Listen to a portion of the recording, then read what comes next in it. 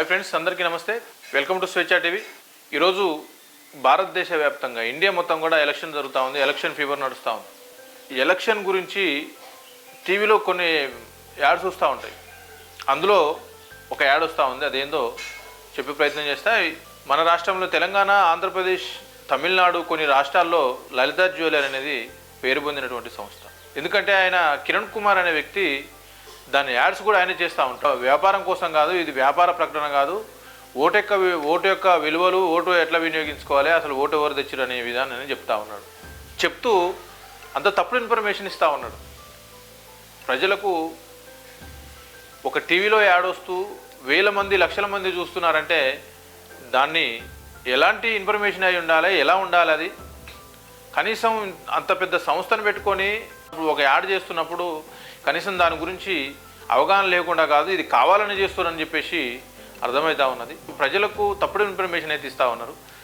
ఈ ఇన్ఫర్మేషన్ ఏంది, ఆయన ఏం చెప్తా ఉన్నాడు, ఒకసారి ఆయన మాటల్లోనే విందాం. నమస్తే అండి. ఇది వ్యాపారం గురించి కాదు, ఓటు గురించి. ఎన్నికల్లో ఓటు వేయడం మన హక్కు మాత్రమే కాదు, కర్తవ్యం. ఎంతో మంది మహా నేతలు శ్రమించి ప్రాణత్యాగం చేసి ఈ అవకాశాన్ని మనకిప్పించారు. అందరూ ఓటు వేద్దాం. ఎందుకంటే ఓటు హక్కు ఊరికే రాదు. నా ఓటు ఎవరికో తెలుసా? అది సీక్రెట్ అండి. ఇది ఆయన చెప్తున్నటువంటి విషయం. అయితే దీంట్లో తప్పే ఉంది అనుకోవచ్చు. 100% తప్పు ఉంది.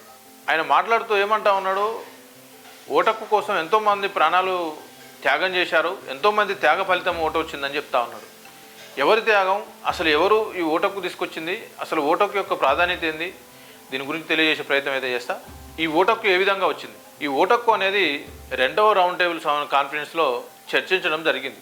దాన్ని ప్రతిపాదన పెట్టింది డాక్టర్ బాబాసాహెబ్ అంబేద్కర్ గారు.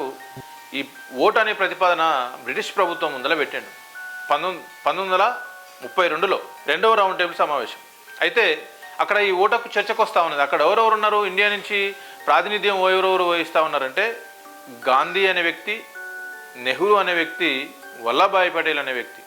వీళ్ళు ముగ్గురు కూడా ఆ 2వ రౌండ్ టేబుల్ సమావేశంలో ఇండియా తరఫున ప్రాతినిధ్యం వహిస్తూ ఉన్నారు. అయినప్పుడు అక్కడ ఈ ఓటక్కు ప్రతిపాదన తీసుకొచ్చి అంబేద్కర్ గారు పెట్టినప్పుడు బ్రిటిష్ వాళ్ళు ఈ ఓటక్కు మీద చర్చ జరిగినప్పుడు అంబేద్కర్ని కాకుండా వీళ్ళ ముగ్గురిని అసలు ఏంది అసలు ఈ ఓటక్కు ఏంది, దీన్ని ఎలా ఓరికి పెడితే బాగుంటుందని చెప్పేసి చర్చిస్తున్న సందర్భంలో అంతకుముందు ఓరుకుండేది ఓటు అనేది కూడా చెప్తా మీకు. అంతకుముందు ఎవరైతే ఎక్కువ పన్నులు కడతారో వాళ్ళకు మాత్రమే ఓటక్కు ఉండేది.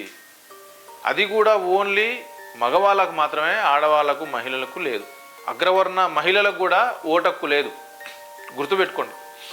అయినప్పుడు ఈ ఓటక్కు ప్రతిపాదన తీసుకొచ్చినప్పుడు బ్రిటిష్ వాళ్ళు దాని మీద చర్చ జరుగుతున్నప్పుడు ఏమని వీళ్ళ ముగ్గురిని అడిగారు, ఏమండి ఇట్లా ఓటు ఇవ్వాలి కదా, ఎవరెవరికి ఇవ్వాలి, ఎట్లా ఇస్తే బాగుంటుంది అని చెప్పేసి మీరు మీ అభిప్రాయం చెప్పినప్పుడు ముగ్గురిట్లో ఎలాంటి ప్రతిపాదన వచ్చిందంటే, ఒక ఆయన ఎవరికైతే ఎక్కువ డబ్బులు ఉంటాయో వాళ్ళకు మాత్రమే ఓటక్కు ఇవ్వాలి అని చెప్పేసి చెప్పింది.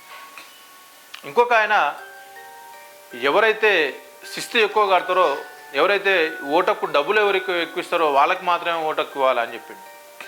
ఇంకొక ఆయన ఏం చెప్పిండు, ఎవరైతే ఎక్కువ చదువుకుంటారో, ఎవరికైతే ఎక్కువ ఎడ్యుకేషన్ ఉంటుందో వాళ్ళకు మాత్రమే ఓటక్కు ఇవ్వాలి అని చెప్పేసి. ఇవి పెద్ద కుట్రపూరితమైనటువంటి వర్డ్స్.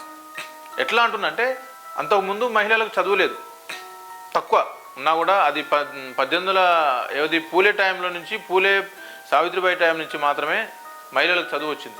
సో వీళ్ళకు మహిళలకు ఓటక్కు అవసరం లేదన్నట్టు. సో అక్కడ తేలిపోయింది ఏంటంటే మహిళలకు ఓటక్కు అవసరం లేదు. ఇంకోటి, డబ్బులు అంటే పేదవాడు డబ్బులు ఇవ్వలేడు.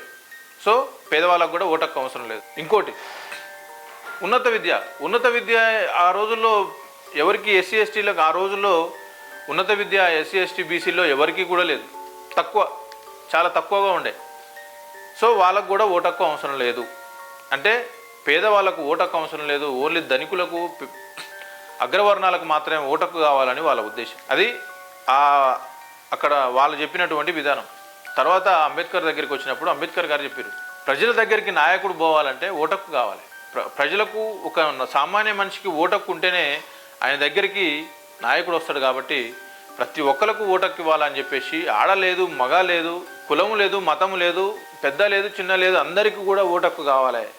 అది 18 సంవత్సరాలు నిండిన వాళ్ళకు మాత్రమే బాబాసాహెబ్ గారు ఒక్కరు మాత్రమే ఆ ప్రతిపాదన పెడితే ఆ ప్రతిపాదన మాత్రమే బ్రిటిష్ వాళ్ళకు నచ్చి 18 సంవత్సరాలు నిండిన ప్రతి ఒక్కరికి కూడా ఓటకు ఇవ్వడం జరిగింది. ఇట్లా ఓటకు వచ్చింది. దీనికోసం ప్రాణాలు అర్పించిన వాళ్ళు ఎవరు లేరు, త్యాగాలు చేసినటువంటి ఎవరు లేరు, దీనికోసం కష్టపడ్డ వాళ్ళు శ్రమపడ్డ వాళ్ళు ఎవరు లేరు.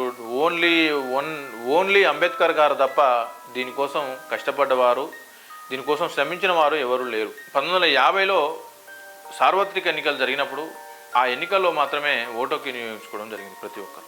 ఇలాంటి తప్పుడు ఇన్ఫర్మేషన్ ఇవ్వడం వల్ల ప్రజలకు నష్టం జరుగుతుంది తప్ప లాభం ఏమీ లేదు. పెద్ద పెద్ద సంస్థలు పెద్ద పెద్ద బిజినెస్లు చేయడం కాదు, గొప్ప కాదు. అసలు వాస్తవం ఏది అబద్ధం ఏది అని తెలుసుకునే ప్రయత్నం చేయాలి కనీసం. ఇప్పుడు ఒక యాడ్ చేస్తూ ఉన్నామంటే దాని మీద అనుభవం ఉన్నటువంటి నైపుణ్యం ఉన్నటువంటి వాళ్ళతో యాడ్ చేయడం జరుగుతుంది కాబట్టి ఇదని తెలియకుండా జరిగిందనేది నేను అనడం లేదు. మీలో ఉన్నటువంటి కుతంత్రాలను పక్కన పెట్టి ప్రజలకు వాస్తవాలు మాత్రమే చెప్పాలి. నువ్వు ఈ విధంగా ఇలాంటి కుట్రపూరితమైనటువంటి యాడ్ చేస్తూ ఉన్నావు అంటే నీ లలిత జ్యువెలరీ ఎలాంటి పొజిషన్లో ఉందో కూడా ప్రజలు తెలుసుకోవాలని కూడా తెలియజేస్తా ఉన్నాను. ఏదేమైనా ఇలాంటి తప్పుడు ఆలోచనలతో తప్పుడు ఇన్ఫర్మేషన్ ఇవ్వడం సమాజానికి మంచిది కాదు. వాస్తవం అనేది ఒకటి ఉంటుంది. మనం ఎన్ని అబద్ధాలు చెప్పినా, ఎన్ని అవాస్తవాలు చెప్పినా, వాస్తవాన్ని అవాస్తవం అని చెప్పినా కూడా వాస్తవం అనేది ఒకటి స్థిరస్థాయిలో ఉంటుంది.